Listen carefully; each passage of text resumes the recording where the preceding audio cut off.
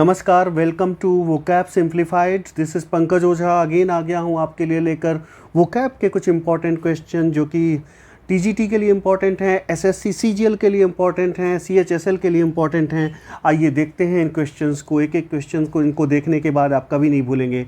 आइए शुरू करते हैं आज का सिलसिला। लेते हैं क्वेश्चन नंबर 1। ये देखिए, पहला क्वेश्चन आपके सामने है। The disconsolate players left for home without trophy. जो डिसकंसोलेट प्लेयर हैं उन्होंने वो घर के लिए प्रस्थान कर गए बिना ट्रॉफी लिए। तो डिसकंसोलेट की पहले मीनिंग जाननी है, फिर हमें उसका क्या बताना है दोस्तों, एंटोनिम बताना है। तो आप बताइए डिसकंसोलेट का मतलब क्या होगा। तो डिसकंसोलेट का मतलब दोस्तों यहाँ पर होगा जो थोड़ा सा निराश टाइप को दिखाता है, निराशा को दिखाता है। तो यहाँ पर इसका एंटोनिम क्या हो जाएगा, डेसोलेट, थैंकफुल, सॉम्बर, चीयरफुल। तो यहाँ एंटोनिम हो जाएगा चीयरफुल। तो डिसकंसोलेट क्या दिखाएगा, एक तरह से निराशा को दिखाएगा, हताशा को दिखाएगा। आइए और डिटेल में देख लेते हैं। डिसकंसोलेट, एक्सट्रीमली सैड एंड डिसअपॉइंटेड। जब आप बिल्कुल सैड हैं, डिसअपॉइंटेड हैं, तो वो अवस्था क्या कही जाएगी, डिसकंसोलेट। क्या बोलेंगे उसे, डिसकंसोलेट। ध्यान में रख लीजिएगा, जब आप बहुत दुखी और निराश हैं तो क्या होगा, डिसकंसोलेट। The players were disconsolate after losing what should have been an easy game. जो बहुत आसान गेम होना था उसे हार गए। अगर इंडियन टीम आज अफगानिस्तान का अगर मैच हो रहा है वर्ल्ड कप में इंडिया से, अगर इंडिया हार जाए तो इंडिया क्या होगी, डिसकंसोलेट होगी। बिकॉज वो ऐसी टीम के खिलाफ हारेगी जो टीम अभी बहुत ज़्यादा मजबूत नहीं मानी जाती। तो डिसकंसोलेट तब आप होते हैं जब आप को अपेक्षित रूप से सफलता नहीं मिलती, तब आप बहुत ज़्यादा दुखी और निराश होते हैं। तो दुख और निराशा का मिला जुला रूप है, उसके लिए इंग्लिश में एक वर्ड है डिसकंसोलेट। इतनी बार बोल दिया यार, अब नहीं भूलना। द प्लेयर्स वर डिसकंसोलेट, ये हो गया। देखिए सिनोनिम क्या है, डिजेक्टेड, इनकंसोलेबल, ये इसके सिनोनिम हो गए, dejected. He was in the state of tremulous excitement. Tremulous excitement ये वर्ड है, ध्यान दीजिए, ट्रेमुलस। ट्रेमुलस का यहाँ पे पहले हमें मीनिंग जानना होगा क्या है दोस्तों, ट्रेमुलस। फिर उसके बाद उसका एंटोनिम बताना है। अगर कोई ट्रेमुलस एक्साइटमेंट में है तो क्या है वो, ट्रेमुलस का मतलब आप बिल्कुल कांप रहे हों, इस तरह का एक्साइटमेंट, ठीक है, एक तरह से कांप रहे हों। ओके, तो एक तरह से जो ट्रेम्बलिंग हो, तो ट्रेम्बलिंग कब होती है, थोड़ा सा डर में होती है ट्रेम्बलिंग, थोड़ा डर कब, तो ट्रेमुलस उसी को दर्शाता है। तो यहाँ पे इसका एंटोनिम क्या हो जाएगा, ट्रेम्बलिंग, वेवरिंग, क्वेवरिंग, डेयरिंग। तो यहाँ डेयरिंग हो जाएगा।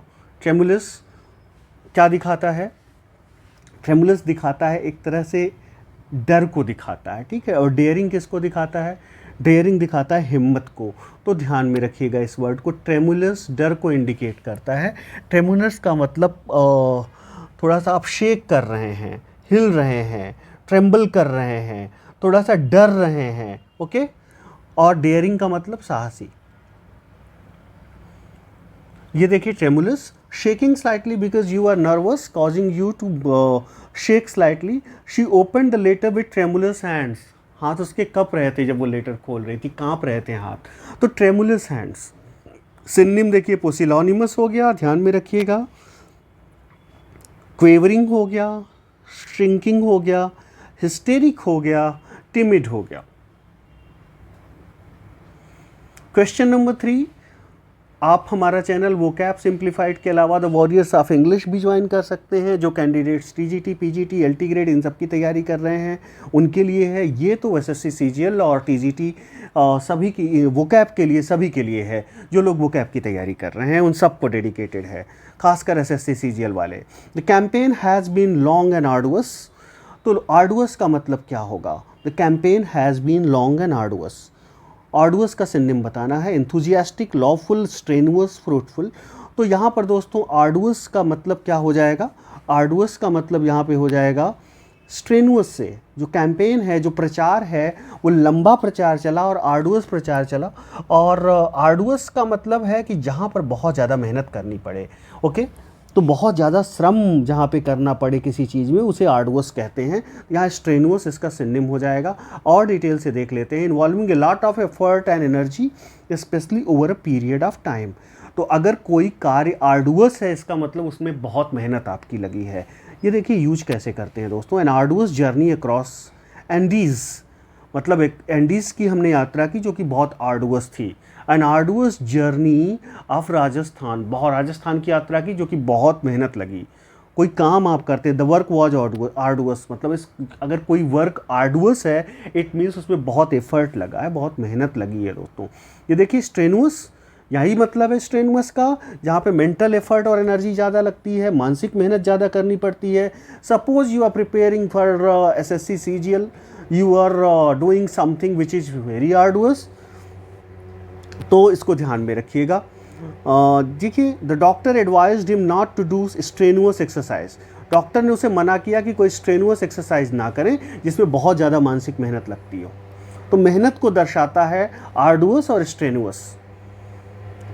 Crowds march through the streets carrying burning effigies of the president, जो क्राउड है वो सड़क पे मार्च कर रही है जलता हुआ एफिजी लेके प्रेसिडेंट का। तो एफिजी क्या होता है? रिफ्लेक्शन, स्टैचू, ऑर्गम, एंटिटी। तो एफिजी क्या होता है? पुतला होता है, जिसे स्टैचू इसका सिनोनिम हो जाता है।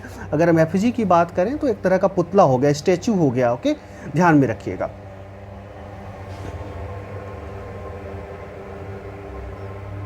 ये देखिए मॉडल और other object that represent someone, effigy उसे कहते हैं। सिनोनिम इमेज हो जाएगा, डमी हो जाएगा, मैनिकिन हो जाएगा, मॉडल हो जाएगा। After an all nighter it is difficult to rise with the lark, after an all nighter it is difficult to rise with the lark, मतलब रात में देर तक जगे होने के बाद it is difficult to rise with the lark. After sunrise, very early, very late, at midnight. If you are rising with the lark, it means you are rising, you are getting up early in the morning. Okay, बहुत जल्दी आप उठ जाते हैं, उसके लिए rise with the lark होता है। ध्यान में रखिएगा इस idiom को, important है। Rise with the lark, to wake up and get out of bed early in the morning. He usually goes to bed very early and rises with the lark. ऐसे use होता है कि जल्दी सो जाता है और जल्दी उठ जाता है। She was up with the lark this morning, मतलब वो बहुत जल्दी उठ गई। Question number 6, I and my friend always go Dutch when we eat out. What do you mean by going Dutch? If you go Dutch, what does it mean? Okay, तो divide the cost, इसका क्या मतलब होगा? 4 विकल्प दिए हैं। Divide the cost, support each other, drive together, पे for each others मील। नहीं, डिवाइड द कॉस्ट। जितना दोनों लोगों ने साथ में खाना खाया, बाहर ईटिंग आउट की, लेकिन जितना पैसा लगा बांट लिया। हम लोग जैसे इसको कई बार यहाँ पे बोलते हैं TTMM, भाई मूवी देखने चलेंगे लेकिन TTMM स्टाइल में, तू तेरा मैं मेरा। कोई नहीं, हम इंडियंस में तो ये हैबिट नहीं है, एक दूसरे का शेयर भी कर देते हैं, बट इन वेस्टर्न कंट्रीज़ ये बहुत ज़्यादा कॉमन है कि कोई किसी की कॉस्ट को पे नहीं करता। अगर आप किसी के साथ जा रहे हैं तो वो अपनी कॉस्ट बांट लेते हैं। हमारे यहाँ तो नहीं है, ये तो मजाक में होता है कि TTMM स्टाइल में कोई काम कर लेंगे, तू तेरा मैं मेरा। तो go Dutch, to agree to share the cost of something, especially a meal. A person who enters without any invitation, बिना निमंत्रण के अगर आप कहीं एंटर करते हैं तो जाहिर सी बात है आप बर्गलर, इंट्रूडर, थीफ, वैंडल क्या कहलाएंगे बताइए? तो यहाँ पर आप हो जाएंगे इंट्रूडर अनडाउटेडली। नेक्स्ट क्वेश्चन पर आते हैं, और recurrent compulsive urge to steal, अब आदत ही पड़ गई है चोरी की बिल्कुल बीमारी टाइप है, मतलब चोरी करेंगे आदत है, तो वो क्लेप्टोमेनिया हो जाएगा। 4 विकल्पों में से आपको समझ में आ गया होगा। निम्फोमेनिया नहीं होगा, निमोनिया नहीं होगा, क्लेप्टोमेनिया, इंसोमेनिया। तो यहाँ पे क्या हो जाएगा? Kleptomania. Recurrent urge to steal, typically without regard of need और प्रॉफिट, आपको ना तो आवश्यकता है ना तो उससे आपका प्रॉफिट होगा, जस्ट बिकॉज ये आपकी हैबिट हो गई है चोरी करना, इसलिए आप चोरी करते हैं। इट मीन्स आप क्लेप्टोमेनियक हैं और आप क्लेप्टोमेनिया का शिकार हैं। करेक्टली स्पेल्ट वर्ड बताना है। फैक्सिमिली में कौन सा करेक्टली स्पेल्ट वर्ड है दोस्तों? तो क्वेश्चन नंबर 9 की बात करें तो यहाँ ये बी वाला सही स्पेल्ट है, ध्यान में रखिएगा, वेरी इंपॉर्टेंट है सभी एग्ज़ाम्स के लिए। फैक्सिमिली ध्यान में रखिएगा। फैक्सिमिली क्या होती है? एग्जैक्ट फोटोकॉपी ऑफ समथिंग होती है, exact copy of something, that is facsimile. A facsimile of the document is available in the British library. A facsimile edition, किसी चीज़ की एग्जैक्ट कॉपी जो होती है उसे फैक्सिमिली बोलते हैं। करेक्टली स्पेल्ड वर्ड बताइए। Aneurysm, anonymous, circus, dissipate. तो यहाँ पे एन्यूरिज्म ये सही स्पेल्ट है, करेक्टली स्पेल्ट है, ध्यान में रखिएगा। इसकी मीनिंग देख लेते हैं। जब आपकी कोई हार्ट की आर्टरी में सूजन हो जाती है तो उस सूजन को क्या बोलते हैं? हार्ट होता है, में आर्टरीज होती हैं, उनमें जो सूजन हो जाएगी उसे क्या बोलेंगे? एन्यूरिज्म बोलेंगे। ध्यान में रखिएगा। ये देखिए, हम आपको डिस्क्रिप्शन में दिखा भी देते हैं। एन्यूरिज्म, ये देखिए, aneurysm the area of extreme swelling on the wall of artery. तो देखिए स्वेलिंग है आर्टरी की वॉल में, स्वेलिंग ये देखिए स्वेलिंग। ओके, यहाँ पर देखिए थोड़ी सी स्वेलिंग। तो जो आर्टरी की वॉल में सूजन आ जाती है उसे क्या बोलते हैं? एन्यूरिज्म बोलते हैं। एक्सट्रीम स्वेलिंग होती है। तो I hope it is loud and clear. तो दोस्तों, आज के 10 क्वेश्चंस थे जो स्पेशली हम आपके एसएससी सीजीएल और टीजीटी पीजीटी इंग्लिश की जो तैयारी कर रहे हैं उनकी वोकैब मजबूत करवाने के लिए हम ले आए। और thank you for watching this. God bless you all.